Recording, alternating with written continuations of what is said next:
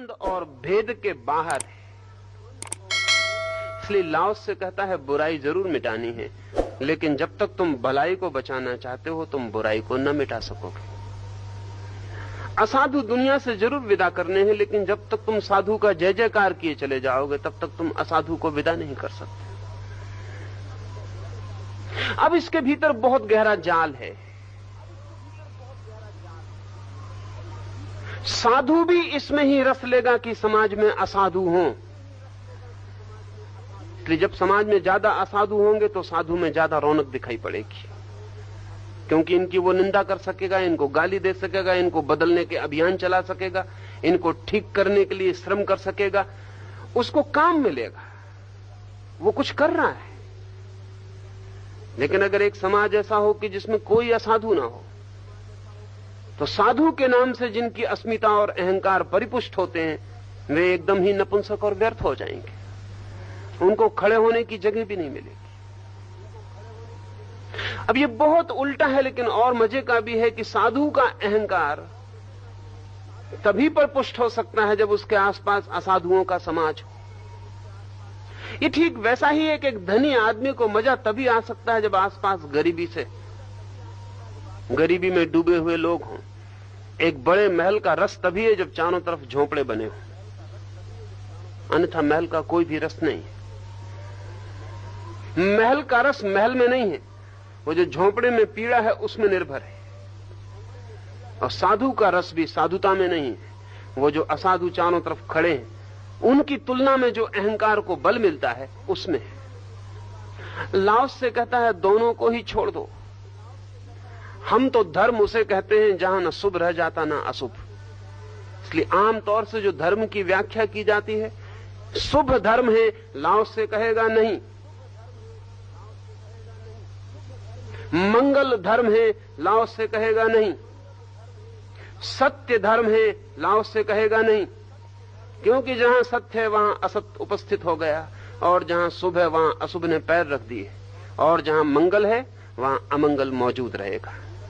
Laos से कहता है जहां दोनों नहीं है, द्वंद जहां नहीं है, जहां चित्त निर्द्वंद है, जहां चित्त अद्वैत में है, जहां इंच भर फासला पैदा नहीं हुआ, वहां धर्म है। तो धर्म लाओस के लिए द्वंद्वातीत है, ट्रांसेंडेंटल है, पार, जहां ना अंधेरा है ना उजेला है। अगर लाओस से हम कहें कि परमात्मा प्रकाश स्वरूप है तो वो इंकार करेगा। वो कहेगा फिर अंधेरे का क्या होगा, फिर अंधेरा कहां जाएगा, फिर तुम्हारा परमात्मा सदा ही अंधेरे में घिरा रहेगा, क्योंकि जो भी प्रकाश है वो अंधेरे में घिरा रहता है। ध्यान रखना, जो भी प्रकाश है वो अंधेरे में घिरा रहता है। अंधेरे के बिना प्रकाश नहीं हो सकता। इसलिए अंधेरे की एक छोटी सी बाती जलाओ और प्रकाश की एक छोटी बाती जलाओ, और अंधेरे का एक सागर चारों तरफ उसे घेरे रहता है। उसके बीच में ही वो प्रकाश की बाती जलती है।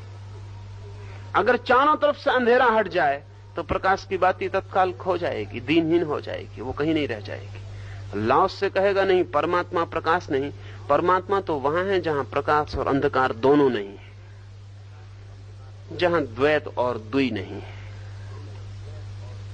नैतिक चिंतन और धार्मिक चिंतन का यही बुनियादी फासला है। नैतिक चिंतन सदा जीवन को दो हिस्सों में बांटता है, एक को करता है निंदित, एक को देता है सम्मान, और जिसको सम्मान देता है उसको बढ़ावा देता है, पुरस्कार देता है, जिसकी निंदा करता है उसको अपमानित करता है, उसको दीन करता है। पर आपने कभी सोचा कि इस पूरी की पूरी स्ट्रेटेजी में राज क्या है?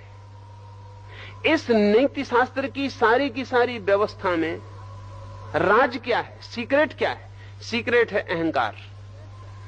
हम कहते हैं चोर बुरा है, निंदित है, अपमानित है, तो हम लोगों के अहंकार को ये कहते हैं कि अगर तुम चोरी करते हुए पकड़े गए तो तुम्हारी बड़ी अप्रतिष्ठा होगी, अपमान पाओगे, दो कौड़ी के रह जाओगे, लोग तुम्हें बुरी दृष्टि से देखेंगे। अगर चोरी ना करोगे तो सम्मान पाओगे, लोग फूल मालाएं पहनाएंगे और रथ यात्राएं निकालेंगे, लोग सम्मान करेंगे, तुम्हारे नाम की प्रतिष्ठा होगी, तुम यश पाओगे। इस लोक में ही नहीं, परलोक में भी यश पाओगे, स्वर्ग के दावेदार बनोगे। और अगर बुरा किया तो नरक में सड़ोगे, पाप और ग्लानि में। पर हम कर क्या रहे हैं? अगर इन दोनों के बीच हम देखें तो हम कर क्या रहे हैं? बुरे आदमी के अहंकार को हम चोट पहुंचा रहे हैं और भले आदमी के अहंकार की हम पूर्ति कर रहे हैं। और हम सबको यही सिखा रहे हैं कि अपने अहंकार की पूर्ति चाहते हो तो अच्छे बनो, अगर बुरे बने तो अहंकार को नुकसान पहुंचेगा। नीति शास्त्र का सारा ढांचा अहंकार पर खड़ा हुआ है। और बड़े मजे की बात यह है कि हमें यह कभी ख्याल में नहीं आता कि अहंकार के ढांचे पर नीति शास्त्र खड़ा कैसे हो सकता है। अहंकार से ज्यादा अनैतिक और क्या होगा? लेकिन सारी व्यवस्था नीति की अहंकार पर खड़ी है। लाओस से जब ये कह रहा है तो अहंकार का पूरे ढांचे को गिरा रहा है। वो कह रहा है कि हम शुभ अशुभ को स्वीकार नहीं करते, हम पाप पुण्य को स्वीकार नहीं करते। हम तो वो चित्त दशा चाहते हैं जहां द्वैत का भाव ही नहीं है, लेकिन वहां अहंकार का भी भाव नहीं रह जाएगा। धर्म निरअहंकार स्थिति है और नीति अहंकार पर ही खड़ी हुई व्यवस्था है। हमारा सारा उपक्रम बच्चे से लेकर बूढ़े तक अहंकार के ही आसपास घूमता है। हम बच्चों को स्कूल में कहते हैं प्रथम आओ अन्यथा अपमानित हो। प्रथम आते हो तो सम्मान है, अच्छे अंक पाते हो तो सम्मान है, कम अंक पाए तो अपमान है। फिर वही खेल हम जारी रखते हैं पूरे जीवन में। बूढ़े को भी हम यही कहते हैं कि अगर अच्छा किया तो ज्यादा अंक पाओगे, स्वर्ग मिलेगा। अच्छा नहीं किया नरक जाओगे, अंक कम मिलेंगे, पराजित हो जाओगे, अपमानित हो जाओगे। इस जगत में भी पृथ्वी पर नाम नहीं मिलेगा, परलोक में भी नाम को खोओगे, पर नाम ही।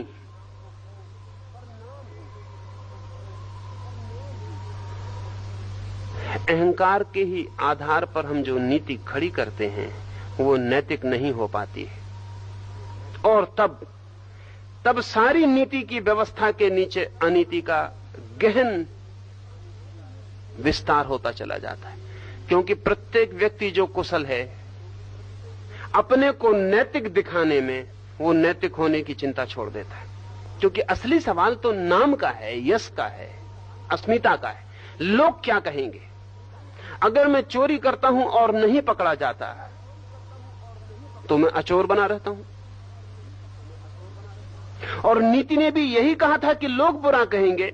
लोग कहें बुरा कि परमात्मा कहे बुरा, इससे कोई फर्क नहीं पड़ता। कोई बुरा कहेगा, किसी के सामने मैं अपमानित होऊंगा। अगर मैं चोरी करके और किसी की भी पकड़ में नहीं आता हूं तो मैं चोरी भी कर लेता हूं, अहंकार भी बचा लेता हूं, तो हर्ज क्या है? मैं बेईमानी भी कर लेता हूं और अपनी इज्जत भी बचा लेता हूं, तो हर्ज क्या है? इसलिए नैतिकता घूम फिर के अंततः प्रवंचना सिद्ध होती है। और जो लोग कुशल हैं, बुद्धिमान हैं, वो अनैतिक होने के कुशल मार्ग खोज लेते हैं और नैतिक दिखावे की व्यवस्था कर लेते हैं। वे दिखाई पड़ते हैं कुछ और, हो जाते हैं कुछ और। लाओस से कहता है हम इस नैतिकता में भरोसा नहीं करते। पश्चिम में जब पहली बार उपनिषदों की खबर पहुंची, उन्हें भी बड़ी चिंता हुई, क्योंकि उपनिषद भी लाओस से के ही निकट है। उपनिषदों में कहीं नहीं कहा गया है कि चोरी मत करो, कि हिंसा मत करो। उपनिषदों ने कोई इस तरह का उपदेश नहीं दिया है। तो पश्चिम तो ईसाइयत के 10 कमांडमेंट से परिचित था। व्यभिचार मत करो, चोरी मत करो, झूठ मत बोलो, ये तो धर्म के आधार है। और जब उपनिषद पहली दफा अनुवादित हुए या लाओसे का ताओ ते किंग पहली दफा अनुवादित हुआ, तो पश्चिम के लोगों ने कहा ये पूरब के लोग तो अनैतिक मालूम होते हैं, ये इनके महर्षि हैं, इसमें एक भी शब्द धर्म का नहीं है। क्योंकि धर्म का मतलब यह है कि समझाओ लोगों को कि चोरी मत करो, बेईमानी मत करो, धोखा मत दो। ये तो इनमें कहीं भी नहीं कहा गया है। ये किस तरह के धर्मशास्त्र? पश्चिम में पहला जो संपर्क हुआ पूरब के गहन विचार का, तो पश्चिम के लोगों को लगा कि ये सब अनैतिक सिद्धांत है। जैसे जैसे गहराई बढ़ी समझ की और पश्चिम और निकट आया और गहरे गया, वैसे उन्हें पता चला कि ये अनैतिक नहीं है। एक नई उन्हें धारणा, एक नई कैटेगरी बनानी पड़ी अति नैतिक की। 3 कोटियां बनानी पड़ी, अनैतिक इमॉरल, नैतिक मॉरल और अति नैतिक एमॉरल या ट्रांसमॉरल। धीरे धीरे ख्याल में आया कि ये शास्त्र न तो नैतिक है ना अनैतिक है। ये नीति की बात ही नहीं करते, ये किसी और ही रहस्य की बात कर रहे हैं जो नीति के पार चला जाता है। ये शास्त्र ही धर्मशास्त्र है। ये बहुत मजे की बात है। नास्तिक भी नैतिक हो सकता है और अक्सर आस्तिक से ज्यादा नैतिक होता है, क्योंकि आस्तिक की तो नैतिकता भी एक सौदा है। वो अपनी नैतिकता से भी कुछ पाने के पीछे पड़ा है। मोक्ष मिलेगा, स्वर्ग मिलेगा, पुण्य मिलेगा, अच्छा जन्म मिलेगा, वो कुछ पाने के पीछे पड़ा है। उसकी नैतिकता एक बार्गेनिंग है। वो जानता है कि थोड़ी तकलीफ में उठा रहा हूं तो ज्यादा सुख पा लूंगा। लेकिन नास्तिक की नैतिकता तो शुद्ध नैतिकता है, कोई बार्गेन भी नहीं है, क्योंकि आगे कोई जन्म नहीं है। नास्तिक जान रहा है कि अच्छा भी करने वाला मर जाएगा और मिट्टी में मिल जाएगा, और बुरा करने वाला भी मर जाएगा और मिट्टी में मिल जाएगा। कोई पुण्य फल नहीं मिलने वाला है। फिर भी नास्तिक अगर नैतिक है तो निश्चित ही उसकी नैतिकता आस्तिकता से ज्यादा मूल्य की, उसकी नैतिकता ज्यादा शुद्ध है। उसमें कोई सौदा नहीं, कोई अपेक्षा नहीं, कोई आकांक्षा नहीं, कोई पुण्य फल का सवाल नहीं, कोई फलाकांक्षा का उपाय नहीं, क्योंकि न कोई परमात्मा है जो फल देगा, न कोई कर्म की व्यवस्था है जो फल देगी, न कोई भविष्य है, न कोई नया जन्म है। आखिरी है ये बात। अगर मैं झूठ बोलूं तो भी मिट्टी में मिल जाऊंगा, सच बोलूं तो भी मिट्टी में मिल जाऊंगा, कोई फल नहीं मिलने वाला है। और नास्तिक अगर नैतिक हो पाए तो निश्चित ही आस्तिक से उसकी नैतिकता गहरी। नास्तिक नैतिक हो सकता है, नास्तिक को नैतिक होने में कोई कठिनाई नहीं, लेकिन नास्तिक धार्मिक नहीं हो सकता है।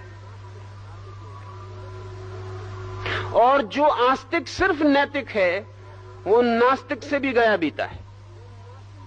धार्मिक हो आस्तिक तभी उसकी आस्तिकता का कोई मूल्य है, अन्यथा उसकी आस्तिकता नास्तिक की नैतिकता से भी नीची है, क्योंकि वो कुछ कर रहा है कुछ पाने के लिए। अगर आस्तिक को पता चल जाए कि नहीं कोई परमात्मा है तो उसकी नैतिकता अभी डगमगा जाए। आस्तिक को पता चल जाए कि नहीं कोई पुनर्जन्म है, उसकी नैतिकता अभी डगमगा जाए। आस्तिक को पता चल जाए कि कानून बदल गया और जो लोग सच बोलते हैं वो नरक जाने लगे, जो लोग झूठ बोलते हैं वो स्वर्ग जाने लगे, वो अभी झूठ बोलने लगे। नास्तिक को फर्क नहीं पड़ेगा आपका ईश्वर रहे ना रहे, नरक स्वर्ग में बदलाहट हो जाए, नास्तिक को कोई फर्क नहीं पड़ेगा, क्योंकि वो उसके आधार नहीं है, उनके कारण वो नैतिक नहीं है। वो नैतिक है तो इसलिए कि वो कहता है कि नैतिक होने में सुख है। मेरा विवेक कहता है नैतिक होने को, इसलिए मैं नैतिक हूं, और कोई प्रयोजन नहीं है। मैं अपने को ज्यादा स्वच्छ और शांत पाता हूं, इसलिए नैतिक हूं, और कोई प्रयोजन नहीं है। आस्तिक तो तभी आस्तिक होता है जब वो धार्मिक हो, नैतिक होने से नहीं होता। नैतिक तो नास्तिक भी हो जाता है और आस्तिक से बेहतर हो जाता है। लाओस से आस्तिकता का आधारभूत सूत्र कह रहा है, वो ये कह रहा है कि तुम द्वंद्व में मत बांटो जीवन को, दोनों के पार हटो। हमारे मन में फौरन डर पैदा होगा, हमारे मन में जो कि हम नीति से बंधे हैं, हमारे मन में डर पैदा होगा कि अगर दोनों के पार हुए तो अनैतिक हो जाएंगे। तत्काल जो लाओसे की बात सुन के ख्याल में आएगा वो ये आएगा, अगर दोनों के पार हुए तो फिर चोरी क्यों ना करे। हमारे मन में सवाल उठेगा, अगर दोनों ही छोड़ देने हैं तो दुनिया बुरी हो जाएगी, क्योंकि हम अच्छे तो ऊपर ऊपर से हैं, बुराई सब भीतर भरी है। अगर हमने जरा भी शिथिलता की तो अच्छाई तो टूट जाएगी, बुराई फैल जाएगी। ये भय हमारे भीतर का वास्तविक भय है। लेकिन लाओ से कहता है कि जो अच्छाई के भी पार जाने को तैयार है वो बुराई में गिरने को कभी तैयार नहीं होगा। जो अच्छाई तक को छोड़ने को तैयार है उसे तुम बुराई में कैसे गिरा पाओगे? असल में सब बुराइयों में गिरने का कारण भी अहंकार होता है, और हमने अहंकार को ही अच्छाई में चढ़ने की सीढ़ी बनाई, और वही बुराई में गिरने का कारण। लाओस से कहता है कि जो अच्छाई तक में चढ़ने को उत्सुक नहीं वो बुराई में गिरने को राजी नहीं होगा, और जो अच्छाई में चढ़ने को उत्सुक है उसे बुराई में गिरने को कभी भी फुसलाया जा सकता है, क्षण भर, और वो नीचे गिर जाएगा। अगर उसको ऐसा दिखाई पड़े कि बुराई अच्छाई से ज्यादा फल दे सकती है, क्योंकि फल के कारण ही वो अच्छाई कर रहा है, अगर उसे ऐसा दिखाई पड़े कि बुराई से अहंकार ज्यादा तृप्त होगा बजाय अच्छाई के, तो वो अभी बुराई में चला जाएगा, क्योंकि वो अच्छाई में भी अहंकार के लिए गया है। लाओस से कहता है जो अच्छाई और बुराई दोनों के पार चला जाता है उसके गिरने का भी कोई उपाय नहीं, उसके उठने का भी कोई उपाय नहीं। वो पहाड़ों पे भी नहीं चढ़ता, वो खाइयों में भी नहीं उतरता, वो जीवन की समतल रेखा पर आ जाता। उस समतल रेखा का नाम रित, उस समतल रेखा का नाम ताओ, जहां इंच भर वो नीचे भी नहीं गिरता, ऊपर भी नहीं उठता। उस समतल रेखा का नाम धर्म। तो लाओस से कहता है कि मैं तुमसे नहीं कहता कि तुम बुराई छोड़ो, मैं तुमसे नहीं कहता कि तुम अच्छाई पकड़ो, मैं तुमसे कहता हूं तुम ये समझो कि अच्छाई और बुराई एक ही चीज के दो नाम हैं। तुम ये पहचानो कि ये दोनों संयुक्त घटनाएं, और जब तुम ये पहचान लोगे ये दोनों संयुक्त हैं तो तुम इन दोनों के पार हो सकोगे।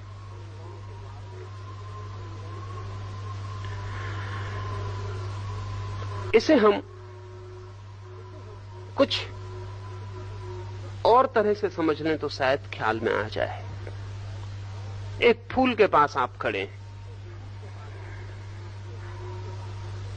क्या जरूरी है ये कहना कि उसे सुंदर कहें? क्या जरूरी है ये कहना कि उसे कुरूप कहें? और क्या आपके कहने से फूल में कोई अंतर पड़ता है? आपके कहने से फूल में कोई भी अंतर नहीं पड़ता, लेकिन आपके कहने से आप में जरूर अंतर पड़ता है। अगर आप सुंदर कहते हैं तो आपका फूल के प्रति व्यवहार और हो जाता है, अगर आप कुरूप कहते हैं तो आपका फूल के प्रति व्यवहार और हो जाता है। आपके कहने से फूल में अंतर नहीं पड़ता, लेकिन आप में अंतर पड़ता है। और सच में ही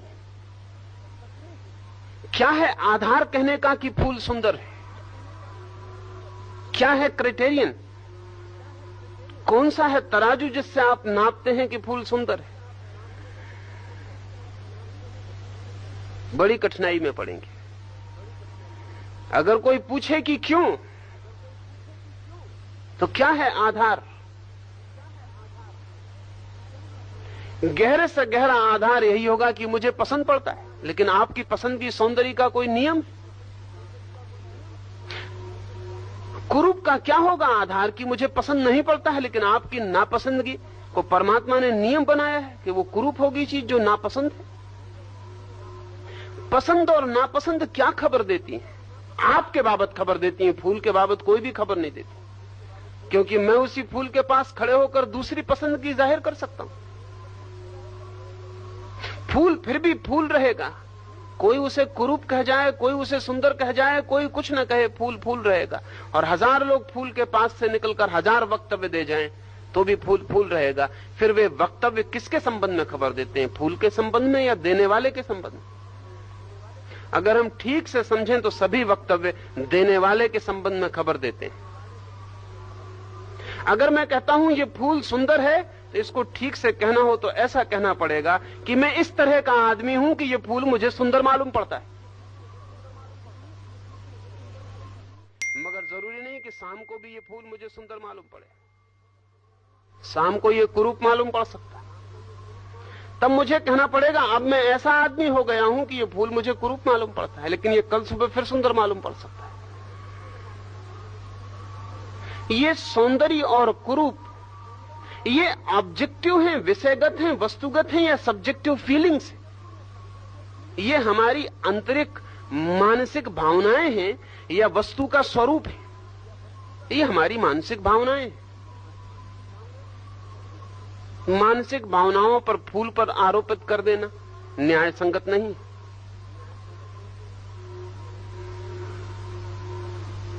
आप कौन हैं फूल पर आरोपित हो जाने वाले? कौन सा अधिकार है? कोई भी अधिकार नहीं, पर हम सब आरोपित कर रहे हैं अपने को।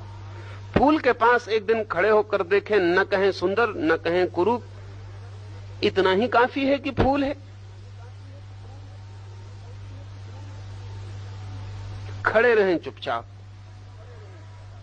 संभालें अपनी पुरानी आदत को जो तत्काल कह देती है सुंदर या कुरूप। रुकें जजमेंट से, निर्णय ना लें, खड़े रहें। उधर रहे फूल, इधर रहे आप, बीच में कोई निर्णय ना हो कि सुंदर की कुरूप। और थोड़े दिन के अभ्यास से जिस दिन यह संभव हो जाएगा कि आपके और फूल के बीच में कोई भावधारा न रहे, कोई निर्णय न रहे, उस दिन आप फूल के एक नए सौंदर्य का अनुभव करेंगे जो सौंदर्य और कुरूप के पार है। उस दिन फूल के आविर्भाव आपके सामने नया होगा। उस दिन आपकी कोई मानसिक धारणा नहीं होगी। उस दिन आपकी पसंद नापसंद नहीं होगी। उस दिन आप बीच में नहीं होंगे, फूल ही खिला होगा अपने पूर्णता में। और जब फूल अपनी पूर्णता में खिलता है हमारे किसी बिना मनोभाव की बाधा के, तब उसका एक सौंदर्य है जो सुंदर और कुरूप दोनों के पार है। ध्यान रखना, जब मैं कह रहा हूं कि उसका एक अपना सौंदर्य है जो हमारी धारणाओं के पार है। लाओस से कहता है उसे हम कहते हैं सौंदर्य, जहां कुरूपता का पता ही नहीं। लेकिन तब सौंदर्य का भी पता नहीं होता जैसे सौंदर्य को हम जानते हैं। एक वृक्ष है, आप राह से गुजरे और वृक्ष की शाखा वर्षा में आपके ऊपर गिर पड़ी, तब आप ऐसा तो नहीं कहते कि वृक्ष ने बहुत बुरा किया, वृक्ष बहुत शैतान है, कि दुष्ट है, कि हिंसक है, कि वृक्ष की इच्छा आपको नुकसान पहुंचाने की थी, कि अब आप वृक्ष से बदला लेकर रहेंगे। नहीं, आप कुछ भी नहीं कहते। आप वृक्ष के संबंध में कोई निर्णय ही नहीं लेते। आप वृक्ष के संबंध में निर्णय शून्य होते। तब रात वृक्ष की गिरी हुई शाखा आपकी नींद में चिंता नहीं बनती। तब महीनों आप उससे बदला कैसे लें इसमें व्यतीत नहीं करते, क्योंकि आपने कोई निर्णय न लिया कि शुभ हुआ कि अशुभ हुआ, वृक्ष ने बुरा किया कि भला किया। आपने ये सोचा ही नहीं कि वृक्ष ने कुछ किया। संयोग की बात थी कि आप नीचे थे और वृक्ष की शाखा गिर पड़ी। वृक्ष को आप कोई दोष नहीं देते।